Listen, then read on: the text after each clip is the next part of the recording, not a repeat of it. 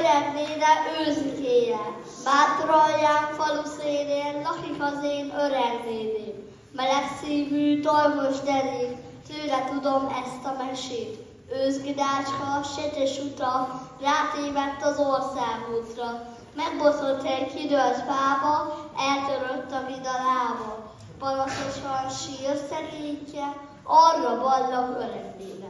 Ölbe veszi, meg sajnálja, hazaviszi kis házába. Ápolgatja, dédelgeti, Krisztinával megeteti, forrásvízzel megitatja, mintha volna édesanyja. Civicica, bodri kutya, mellé bújt az ugojba, tanultak ők emberséget, nem bántják a kis vendéget. Gyorsan gyújtó vidalában elmehetne az őzvába, vidámtáncot ellejthetne, de nincsen hozzávaló kedve. Barna szemen, búszomon, csüng a távol hegykoszorú. Reggel bíbor napsúra játszanak a felhők alatt. Esti szellő ködöt kerget, dombok lokkák üzelgetnek. Város aljú, gyenge hajtás, gyere haza, mi a fajtás. Könyvbe lábad az ő szeme, hely nagyon is visszamenne. Csak az anyja úgy lebánná, csak a nénét ne sajnálná. Éjjel-nappal visszavágyik, hol sejemfű, puha pársit, tarka mező százvirága, ősztestvérként hazavárja. Ahol munkosukra bukrál, kopácson tarka harkány, vigaszul a kakuk hangja, bábot cipel szorgos sadja.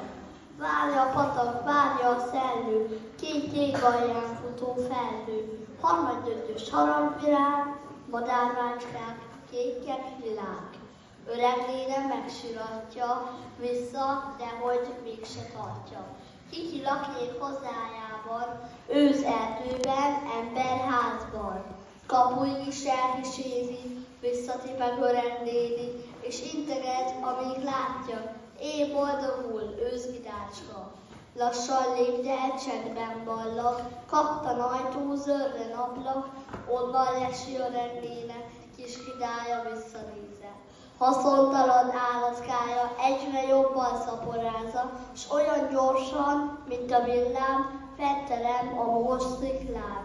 De a tetőn, hegygerincen, megfordulhat búcsút incsen, ég ágyon, rét kicsi csalit, és mint a szél elrohan. Nyár elröppen, levél sárgul, lepereg a vérbük fáról, hóborul már háza létre, egyedül él öreg néne. Újra kihajt fű, favirág, nem felejti a kis kidát. Fordul a föld egyszer-kétszer, szörgetnik a kerítéssel. Kitekint az ablakrésen, kikopogtat vajon éjjel. Holdra gyogja be a falut, kitárja kicsi kaput. Ölelésre rendő karja, kis kitácska, még az anyja áldogálott, beereszti, szíve dobban megismeri. Őzmama lett a kis Gida, az meg ott a Gida fia. Eltörött a melső lába, elhozták a kórházba, hogy szemével kérje, gyógyítsa meg öreg néne.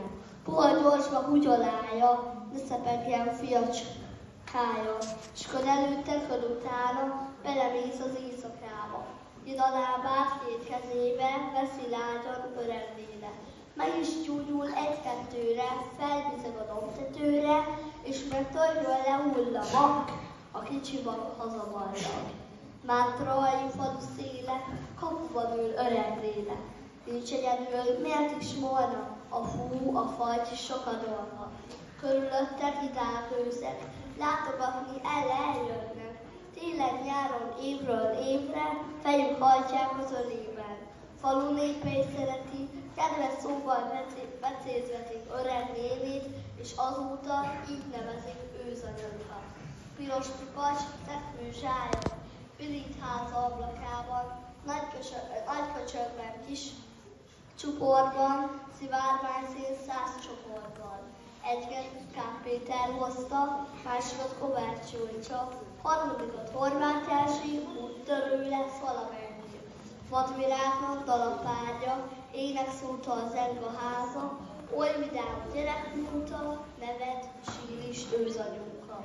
Mátra alján falu szélén, takik az én öreg végén. Meleg szívű, torkos derék, meseőrzi arany szívét.